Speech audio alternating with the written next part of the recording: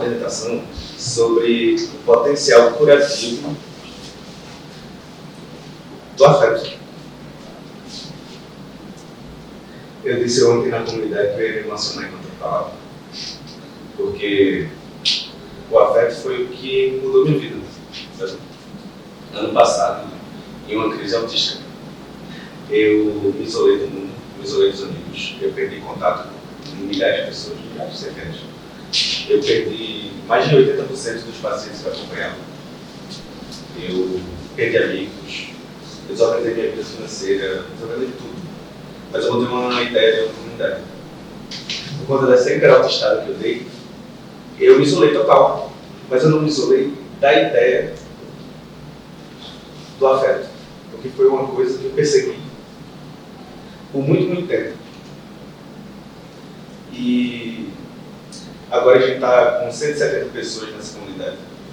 Ela começou a ter 20 dias. Eu sou o João Carlos Leitão. Veja, eu sou uma pessoa autista, TDAH, disléxico, falta de habilidade de superdotação, também tenho fibromialgia, mas eu também sou um professor budista, um samurai e praticante de yoga nidra. Pela tradição de meditação, você dorme. Só que você dorme sem dormir. O corpo dorme, a mente dorme, a consciência fica acordada. E aí ali você tem acesso a todo o banco de dados seu para transformá-lo.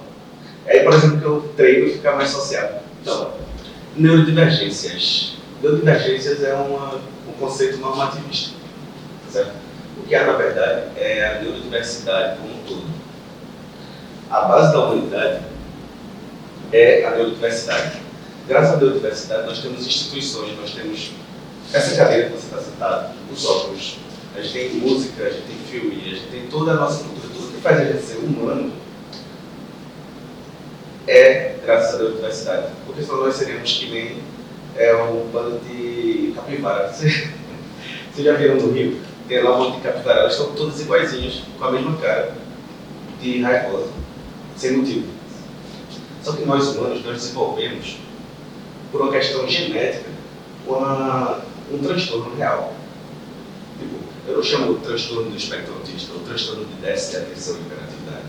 São variações do padrão, da norma, mas são variações que enriquecem a nossa sociedade, a nossa espécie. Mas existe uma coisa que empobrece muitíssimo a nossa espécie, que é a normose. O que é a normose? A normose, ela é uma percepção de normalidade, de que todos temos que ser normais. A normose, ela é um transtorno neurótico de medo de não pertencimento.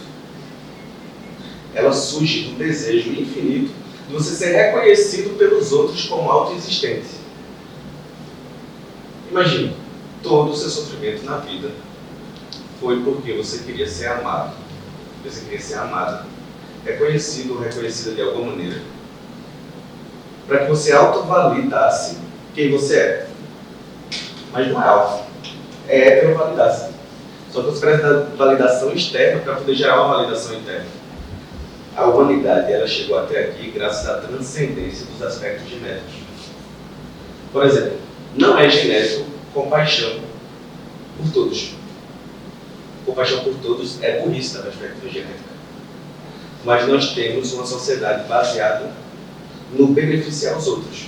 Por mais que geneticamente a gente beneficie, porque sabe que vai ser beneficiado também. Mas tem pessoas que não são assim. E essas pessoas elas vão se ferrando socialmente, elas vão tendo uma inteligência social que vão chamar de ingênuas.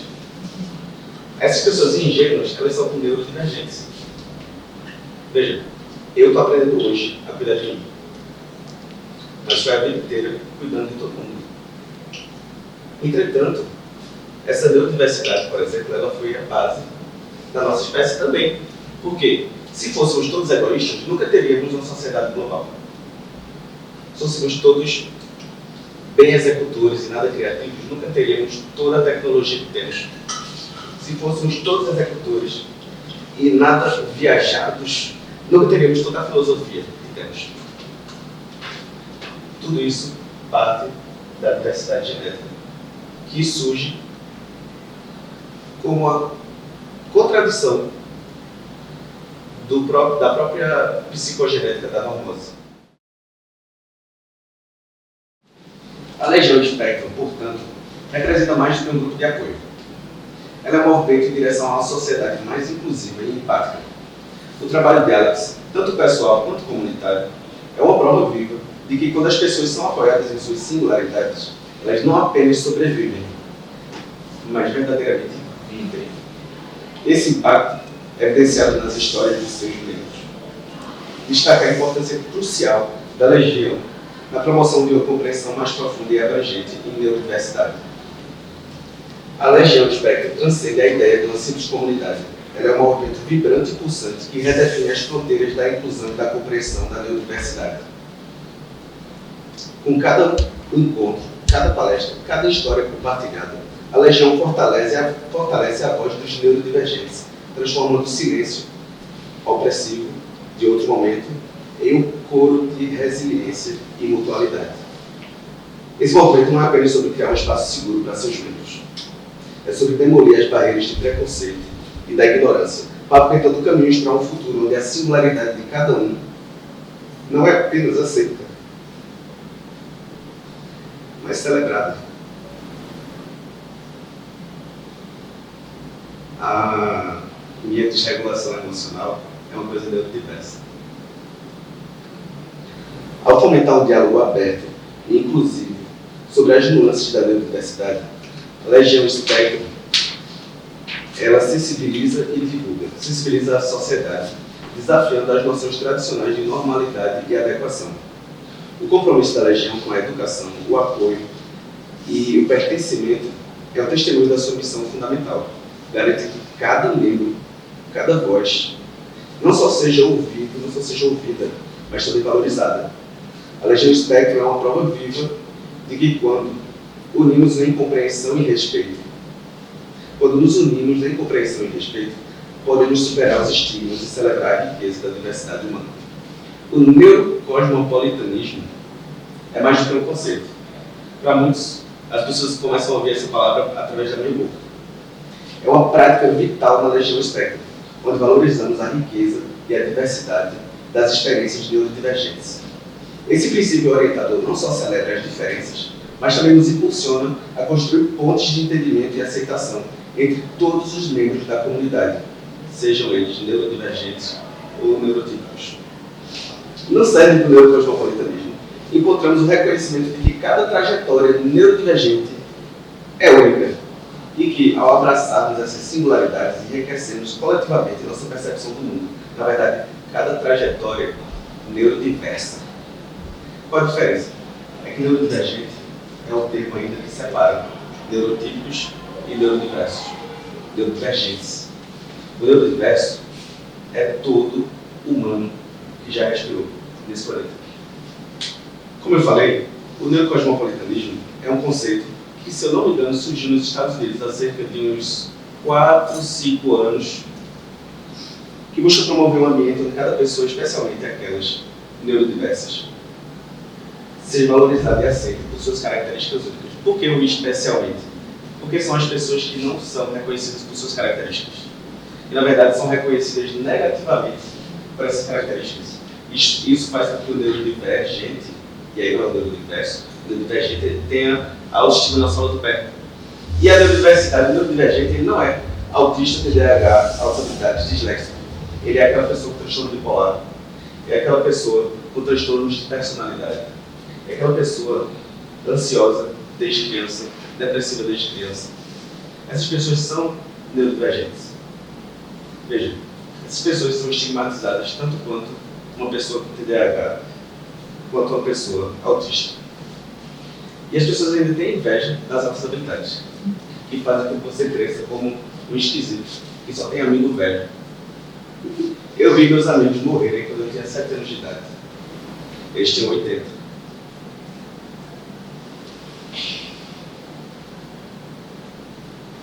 A principal visão é construir uma sociedade inclusiva, que não apenas reconhece, mas também celebra as diferenças neurodiversas como aspectos enriquecedores da condição humana. Em sua essência, o neurocosmopolitanismo é uma resposta à necessidade de diálogo mais inclusivo e abrangente sobre neurodiversidade. abordando não somente as dificuldades enfrentadas pelos neurodivergentes, mas também suas potencialidades e contribuições. A ideia é que, ao integrar completamente os indivíduos neurodivergentes em todos os aspectos da vida social e profissional, podemos utilizar suas perspectivas únicas para enriquecer a coletividade neurodiversa e não a coletividade neurodivergente. Entende? Então, o grande recado aqui, para você, neurodivergente ou não,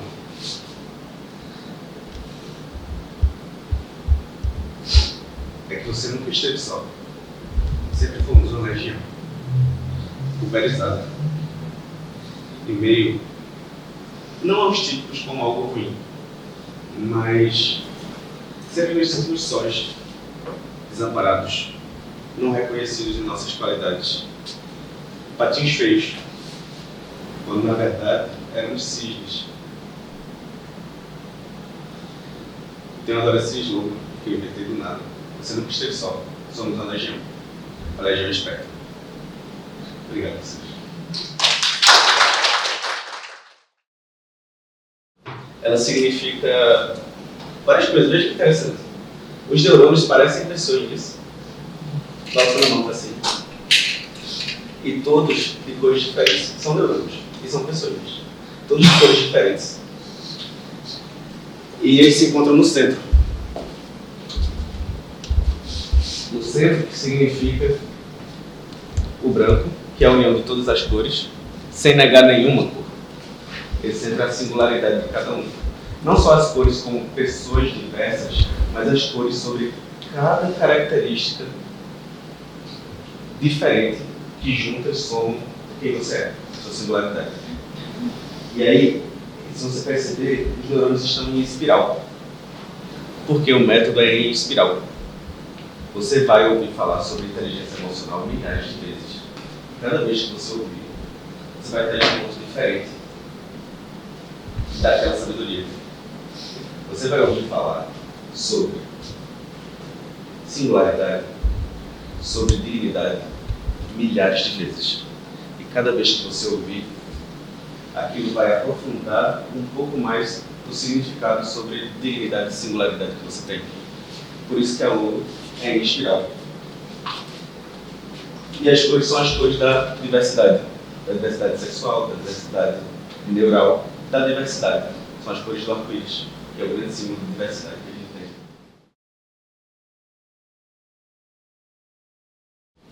Eu sou filha de um rapaz de 19 anos que, por sinal, estuda aqui, está para trancar o curso, o terceiro curso. E não é fácil.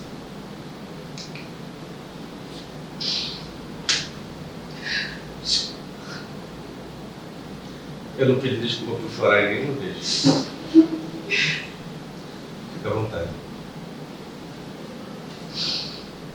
Cara, criança daqui é difícil de cuidar, porque eu estou aprendendo e não é assim. Então, ele não tem diagnóstico fechado.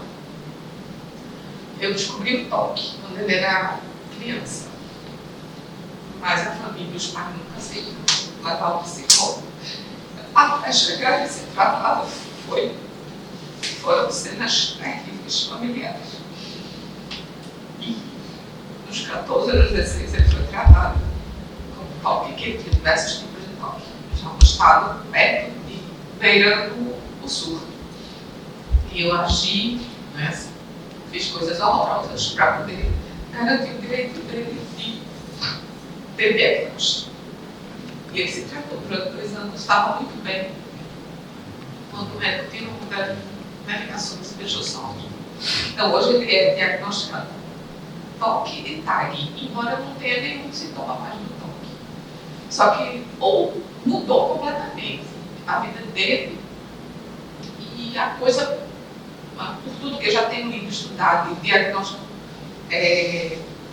medicação de 3 psiquiátricos, já passou por 3, e eu digo a você, que triste os psiquiatras de hoje em dia. Que duro, que desprezo e que raiva. Porque eu sei que eu não estou ainda com o psiquiatra ainda não. certo? Mas eu não sei o que é, quem é. Então, um belo dia eu estava assistindo televisão recentemente e você foi entrevistado, acho que foi no Dia do Autista. Entendeu? Aí, não conhecia, comecei a seguir você. Pouco tempo depois eu conheci uma pessoa num grupo de um treinamento que eu estou fazendo na Politics, e essa pessoa é uma enfermeira que é dela. E me mostrou um quadro de profissionais do Brasil inteiro que trabalham com consultas sociais, acho. Aí tinha lá seu nome lá, o mesmo moço que eu vi hoje na Rede Globo. E aí eu comecei a lhe seguir, a entender tudo que você publicava. E muitas coisas eu identifico com o meu sobrinho hoje em dia, assim, nesse pouco tempo. Então, achei seu e-book, comecei a ler e estou nessa... Gostou? Todo que eu me falei, meu Deus do céu, dá uma coisa. Eu ainda não publiquei nada sobre isso, porque eu quero ler de novo. Foi uma leitura muito rápida. Da ansiedade também. Já faz um vídeo e me manda para poder publicar isso. Já um vídeo. E assim, de como foi o tempo que tu parasse para chegar aqui na Legião? Faz muito tempo, muitos anos, poucos meses, como foi? Eu me chegar desenvolvi. Tem gente aqui que me conhece há mais de 10 anos. E sabe como eu era. Tem gente que me conhece desde que eu nasci. E sabe como eu era. Tem quem me conhece há 3 anos. E sabe como eu era. E esses três tem quem me conhece desde que eu tinha 8. E sabe como eu era. E todas essas pessoas sabem que de 0, 8 anos, a 6 anos, a 4, a 3, eu mudei muito. Cada mudança, ela leva à próxima.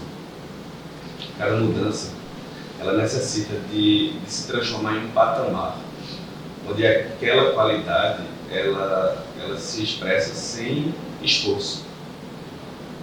Que ela se expresse automaticamente ou não, isso é secundário, mas que ela se torne sua. E eu tive um hiperfoco desde os 12 anos na mente, na natureza do universo, da realidade, e entender os seres humanos. Eu não me considerava humano. Estou aprendendo a me considerar humano, ainda estou capenga nisso. Mas não importa se a gente é humano ou não, importa que todo mundo tem dignidade. E nos últimos 6 anos, quase 6 anos, quando meu filho nasceu, aí veio um pensamento na minha cabeça. Olhando para ele, ainda meladinho de sangue, no lençol grosso dele do hospital. Se eu não me desenvolver, essa criatura está lascada. E aí, então, há 6 anos, ele vai fazer 8. Quando eu tive esse pensamento, ele amadureceu um tempo, e há 6 anos eu comecei uma jornada que tudo que eu tinha feito até aquele ponto tinha servido de calor para aquela evolução. Nesse processo eu tomei consciência de que eu poderia testar um tratamento novo que não existe, mas que eu estava com muita confiança neurocientífica de que aquilo ia funcionar. Eu fui lá e testei e funcionou. E agora eu estou com pessoas com doutorado escrevendo as coisas que a gente está desenvolvendo. Nesse processo, eu criei um medicamento que eu estava testando e aí eu me lasquei. Entrei em crise um ano inteiro, essa crise que eu falei no começo. Não acabou de sair de uma crise porque parou de tomar. Eu me considero bem hoje, abril. Sempre? Bem. Sim. Agora, em abril. Tipo, eu me considero, eu voltei o tratamento em setembro. Agora eu tô bem. Quando saiu, você viria imediato. Meu meio ponto da chuva era se hoje sua palestra seria difícil. Eu cresci muito marginalizado e negligenciado nesse sentido que 8 anos de idade. Eu acredito na família, na nossa égua, quando eu não conseguia me relacionar com minha família de forma leve. Eu já cresci com esse rol. E aí eu tive um problema na adolescência, que precisei tomar um remédio e já começou aquela coisa, né? Um remédio controlado é doido. Isso foram anos, e quando, em 2022, um amigo me indicou um profissional, que não é psiquiatra, após dele é psiquiatria. Nós começamos, eles trabalharam primeiro você tem que entender que você está com quadro de depressão. Eu já estou me preparando para daqui a pouco voltar muito pior, como aconteceu. É muito difícil eu estar na frente de vocês, porque eu não conheço e eu estar falando, sabe? E eu estou muito nervosa, é muito difícil. É muito difícil. E aí, eu comecei a entender, numa brincadeira, numa postagem dele, que eu não tinha só ansiedade. Eu não tinha só um quadro de depressão que hoje é leve. Na última conversa que eu tive com ele, você tem pelo menos 4 patologias. Você tem TDAH. Chama de patologia.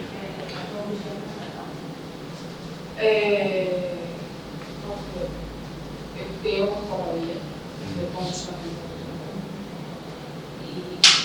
e aí você, aquela questão de tocar na ferida, só que ele sempre me conscientizou, assim, não adianta você fazer uso de todos os fármacos se você não fizer uma terapia para se entender, para entender o que leva a essa condição. Assim, eu sou muito grata de estar aqui à sua frente e, por incrível que pareça, hoje eu estou estudando nutrição. Até, sei lá, um mês atrás, meu foco era só nutrição comportamental. Só que meu sobrinho foi diagnosticado com TEA. E ele chegou num momento tão difícil que assim, eu perdi minha mãe e ele chegou. Então, todas as minhas emoções, e vamos, é um recomeço, estão voltadas para ele. Eu disse, vou me especializar. Tudo que a profissão estiver ligada ao TEA, ao TDAH, eu vou me ligar, eu vou me especializar nessa área. É triste ainda a gente ainda ser rotulado com doidos problemáticos. Estudei agora na Páscoa do meu irmão. Eu pensava que uma ansiedade era frescura. E ele só pensou, ele deixou de pensar que era frescura porque ele teve uma crise de ansiedade. Para ter que ir para cima para poder ajudar uma outra a subir. Então, quem subiu primeiro, puxa quem está embaixo. E aí, que bom que você agora encontrou um propósito. Isso vai te movimentar para você desenvolver mais e até superar suas dificuldades. Porque quando a gente encontra um propósito, a gente encontra uma força a mais para superar. Né? Meu filho é meu grande motivação. Tá? Eu poderia ser considerada na sociedade como uma pessoa típica, né? Normativa e tudo mais. Que é uma coisa que às vezes me incomoda. E hoje eu não me conhecia. Desculpa até por isso, minha gente. Pela importância que você tem dentro desse ambiente. Que é uma coisa que ela deveria me conhecer. Porque eu vou dizer o porquê. Porque hoje eu sou estudante de fisioterapia, onde as pessoas, quando chegam com um paciente, entram no setor de estágio e a gente só fala assim, porque são pessoas que possuem, porque são pessoas que sentem, porque são pessoas que têm. E eu acho que hoje foi a primeira vez, eu estou até me tremendo, porque eu sempre tive aquela dificuldade de fazer assim, porque o meu paciente que tem o TEA, que tem o TDAH, ou que tem qualquer outra síndrome, seja, ele não pode, às vezes, se consegue falar por si, aqueles que conseguem falar por si. E todo mundo sempre tem que tomar a voz por ele. Então, a gente nunca tem uma pessoa que diz, porque eu sinto assim, porque eu quero falar assim, porque eu movimento assim. Eu acho que foi a primeira vez que eu vi uma palestra onde tem assim, aquele direito de causa, sabe? Onde ele vai falar do sentimento e tem propriedade para falar daquilo. Então, durante todo esse meu trajeto, que já tem quase 3 anos de faculdade, até as pessoas que passam para a gente ou que falam sobre as questões, é sempre do eles, do apontamento. e não tem uma propriedade para falar. E eu sempre questiono, mas por quê? Não, acho que precisa saber que vão ter pós-graduações de pessoas que podem e têm causa para falar daquilo, e que sentem aquilo, e que têm aquela propriedade para falar. Isso é muito rico. E é legal ver as participações, né? Ficar felizando. Gente que não estava falando, mas estava estudando.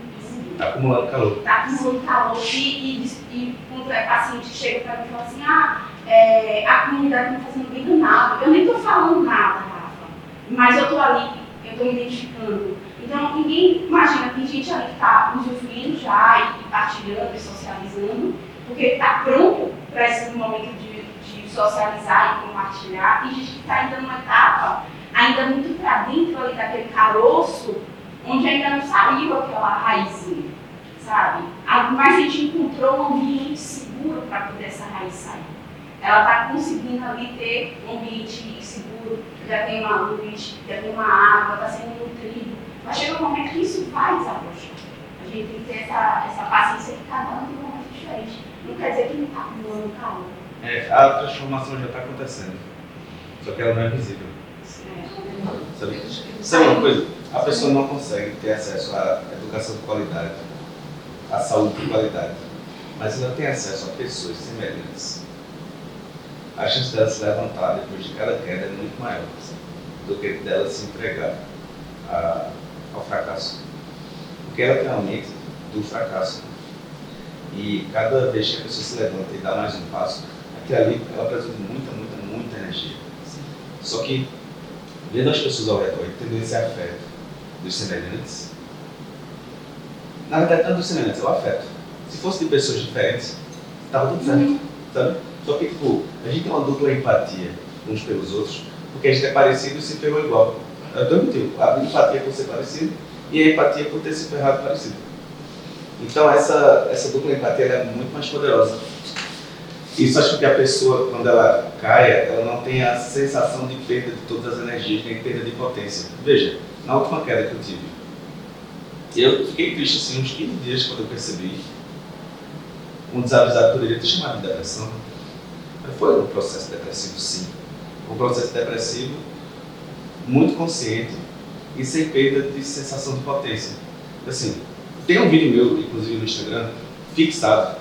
E assim, eu caí, mas eu já caí 1000 vezes, eu vou me levantar de novo. Esse é o símbolo da Fênix. Então eu tenho que estar tatuado em 35 centímetros daqui. É isso. Só que quem foi o meu afeto? Foram as tradições contemplativas. Foram meus professores budistas, por exemplo. Que ali eu fui entendendo a coisa, sabe? Mas, então o lance é o afeto, sabe? Por exemplo, não vai ter um profissional de saúde, talvez, é raro, que diga assim, tampa seu ouvido. Mas eu ando com um protetor auricular no bolso, que ele é melhor do que aquele branco que está ali, ó. Isso aqui me deu uma crise fácil. E se proteger o ouvido, talvez a pessoa tenha uma qualidade de vida ou outra. E ela vai... E pode ir pra balada. Eu fui pra balada ontem. Eu estava numa balada com ele. A gente usa o protetor. Ela tava o Rafa, o filho dela, eu levei isso aqui pro filho dela. Sabe? E... É esquisito. Na balada o pessoal fica olhando o menino todo assim. Você acha que eu acho estranho. A gente tá curtindo, porque a gente tem também o direito de viver isso. Muito obrigado a vocês. É muito significativo poder falar sobre tudo isso, sabe? Me enche de esperança. Não por mim, mas por quem está vindo. Sabe? São pessoas que passam pela mesma coisa, têm a mesma idade talvez, mas não tiveram a oportunidade que eu tive de encontrar um caminho de desenvolvimento. Mas agora tem, porque por dentro da comunidade esse caminho ele vai ser expresso, vai ser estruturado, sabe? Tudo que eu aprendi até aqui, ele não é para mim, ele já foi. Mas estou conseguindo tocar minimamente no ouvido, mas muita gente não. E é para isso que a comunidade é, sabe? Ela é uma comunidade. As pessoas quando me pedem, João, posso abrir uma sala disso, posso abrir uma coisa, uma sala daquilo, porque a pessoa acha que está na minha comunidade. Eu posso ser o gestor, eu posso ser o idealizador, Eu posso ser, lá o meu título é o Neurocosmopolita. Mas ela não é minha. Ela virou nossa, a partir do momento que a primeira pessoa entrou. E aquilo ali é só uma plataforma. A comunidade somos nós, sabe? As pessoas. E todas que estão para vir ainda. A comunidade é isso, é algo em comum que transforma a gente em um grupo, em uma unidade. Meu nome é Luciana, sou estudante de fisioterapia e hoje essa palestra foi incrível, rica no modo onde eu nunca consegui ter uma experiência parecida. Então, gente, foi incrível, foi fantástica e eu estou muito feliz de ter feito parte desse momento. Ana, estive aqui na Uninovo para contemplar a palestra do Dr. João Carlos Leitão, psiquiatra, trabalhando sobre a comunidade neurodivergente e nos convidando a participar da Legião Espectro. Então, eu estou muito feliz pelo aprendizado de hoje, como professora, como cuidadora de neurodivergente. Eu estou me sinto muito feliz por ter aprendido tanto no dia de hoje. Eu sou Rafaela Abreu, sou psicóloga e também faço parte da comunidade da Legião Espectro. Essa palestra aqui de João, do Dr. João Leitão, ela vem dar visibilidade para a comunidade, de maneira geral, né, das pessoas que não conhecem ainda a nossa comunidade, para entender qual é a função social que tem essa comunidade. Ela é uma comunidade que tem uma função de apoio, de suporte, de orientação, de afeto, né? Então, assim, é uma alegria para a gente estar aqui. Bom, eu me chamo João Carlos Leitão, eu sou médico psiquiatra e uma pessoa neurodivergente, autista, TDAH, disléxico, altas habilidades, fibromialgia e outras coisas que eu ainda não sei, além de ser canhoto. Hoje eu vim aqui na Uninovo apresentar a ideia da comunidade Legião Espectro, que é uma comunidade neurocosmopolita, o que significa que é uma comunidade onde pessoas que sempre se viram diferentes de todas as outras podem se encontrar e se unir e enxergar a potência do grupo, a potência do indivíduo coletivo.